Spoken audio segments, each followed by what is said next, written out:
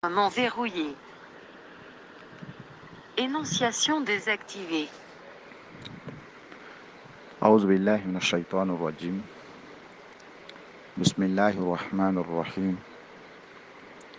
ثم الصلاة والسلام على رسول الله وآله وصحبه أجمعين. Assalamu alaikum wa rahmatullahi wa barakatuh. Je suis votre serviteur Imam Kouyaté Ibrahim Khalilullah.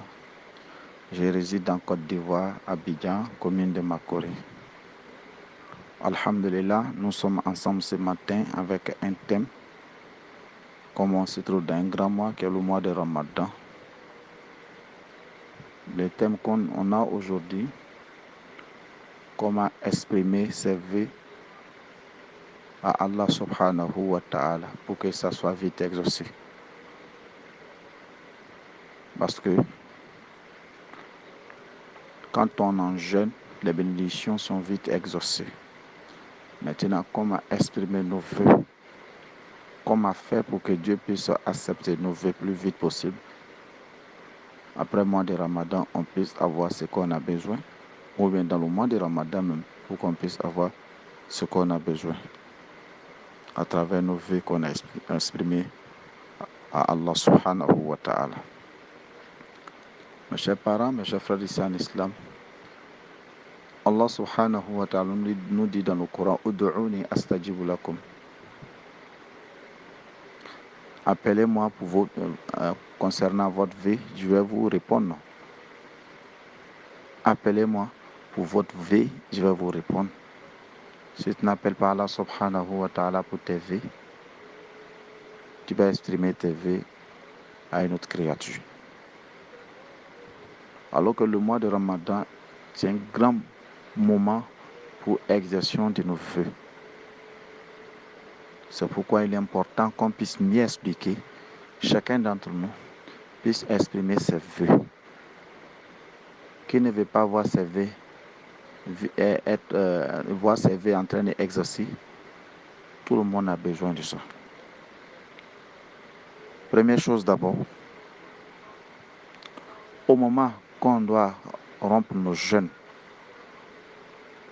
de former l'intention, avant qu'on va arriver à ça d'abord, dès le début même du mois de Ramadan, après avoir pris l'intention pour jeûner toutes les 30 jours du mois de Ramadan, le vœu même que toi-même tu exprimes maintenant, tu formules l'intention selon ça.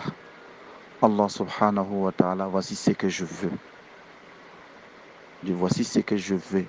J'ai besoin de ça. Soit dans le mois de Ramadan, si j'ai pu trouver, il faut exaucer mes vœux. Ou bien après le mois de Ramadan, je puisse avoir ce que j'ai besoin. Après ça, chaque nuit du mois de Ramadan, après avoir fait des autres prières surrogatoires, tu peux faire des rakats simplement. Après avoir récité la Fatiha, tu ajoutes quelques versets dessus, bien une sourate. Maintenant, dans la dernière prosternation, tu restes longtemps. Au moment que le front est sur le sol, tu dis ce que tu as besoin. Si tu veux pleurer, il faut pleurer là-bas. Si tu peux pleurer devant Dieu, ça sera bienvenu. Dis ce que tu veux. Dis ce que tu veux, mais sois précis. Voilà, sois précis. Mais ne dis pas quelque chose aujourd'hui, demain tu chantes, tu dis d'autres choses. Non. Ce que tu as formé l'intention, dis ce que tu veux. Un exemple. Si c'est la foi, tu demandes à Dieu, Dieu, donne-moi la foi. Donne-moi la foi. Tu répètes, tu le demandes, tu le répètes dans la même prosternation. Il faut te faire pitié devant Dieu. Faire l'horloge de Dieu aussi, en lui demandant. Montre sa grandeur. Il faut expliquer, parle de sa grandeur. Dieu, fais à cause de ta grandeur, exauce mes vœux. Fais à cause de la foi qui me permette d'aller en prosternation pour te demander. Fais à cause de ça, de répondre mes vœux. Tu dures longtemps dans prosternation en disant cela dans n'importe langue que tu maîtrises. Ce n'est pas en arabe seulement, n'importe langue que tu maîtrises. Après avoir fait cela, tu te redresses, tu fais ton tahiyat, tu lances salam. Lendemain, tu fais la même chose. Maintenant, après ça aussi, après chaque prière, tu invoques même chose, même vœu là encore. Dieu, voici ce que je te demande. Après la prière du matin, bonheur, tu dis Dieu, voici ce que je te demande.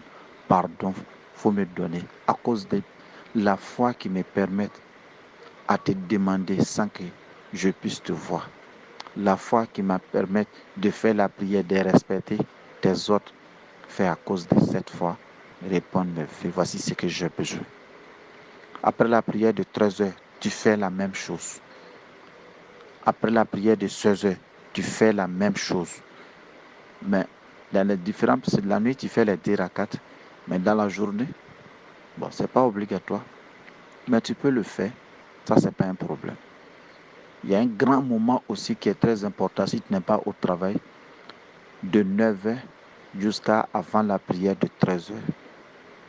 Tu peux aussi faire des rakats là, pour faire même demande là encore. Tu fais même demande là encore.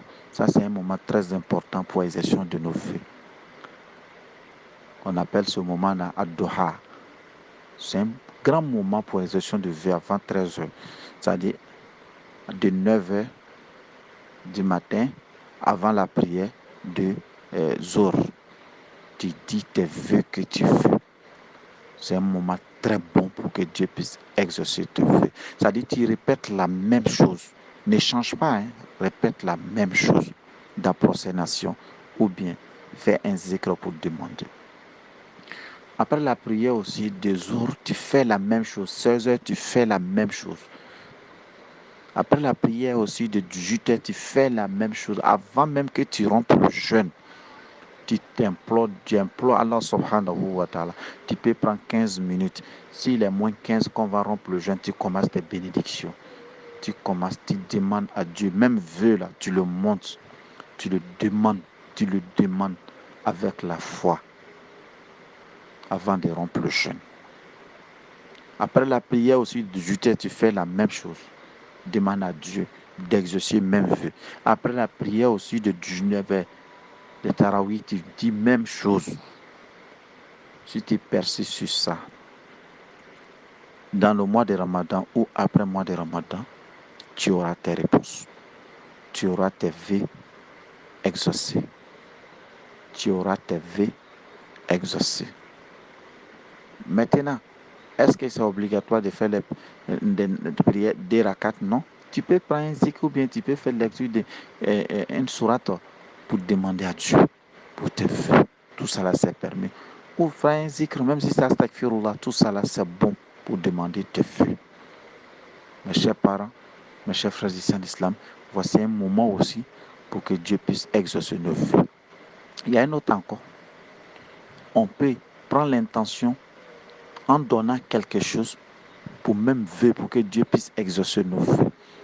En donnant quelque chose à ceux qui sont gênés pour qu'ils puissent rompre leur jeûne avec même intention de tes vœux.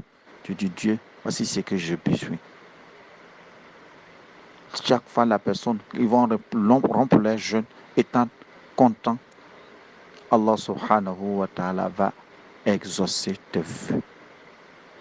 Mes chers parents, mes chers frères ici en islam, nous tous, on est proches d'Allah subhanahu wa ta'ala. C'est toi tes péchés qui va t'éloigner de Dieu. Sinon, nous tous, on est proches d'Allah subhanahu wa ta'ala. Voici comment on doit demander à Allah subhanahu wa ta'ala pour nos vœux. Sois constant de ce que tu demandes, mais sois précis aussi. Sois précis. Ne change pas. Ce que tu commences à demander, il faut persister sur ça.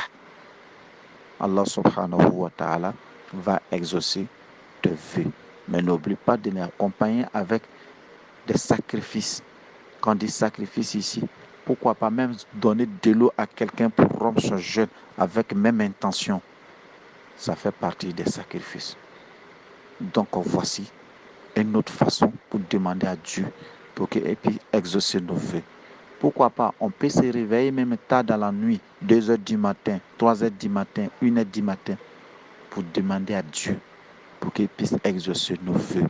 Même si c'est des rakats qu'on va faire pour le demander, Allah subhanahu wa ta'ala, si on est constant, Allah va exaucer nos différents vœux. Voici comment on doit demander le vœu. Maintenant, il y a une autre phase encore qu'on peut le faire. On peut demander quelqu'un aussi pour qu'il puisse demander à Allah subhanahu wa ta'ala pour même vœu là. Tu peux venir, toi tu vois que celui-là il est supérieur que toi dans la foi, tu le demandes de demander à Allah subhanahu wa ta'ala pour tes vœux, d'invoquer Allah subhanahu wa ta'ala pour tes vœux, tu l'expliques. Ça aussi c'est permis, tu peux le faire. Tu peux faire ça à plusieurs personnes. Tu peux faire ça à plusieurs personnes, tu leur demandes de faire la prière pour toi, pour tel vœu, pour que Dieu puisse exaucer tes vœux durant le mois de Ramadan. Ça aussi c'est permis. Voilà, que Dieu nous facilite. Comme aussi, tu peux même prendre tes bonnes actions pour demander à Allah subhanahu wa ta'ala pour tes vœux.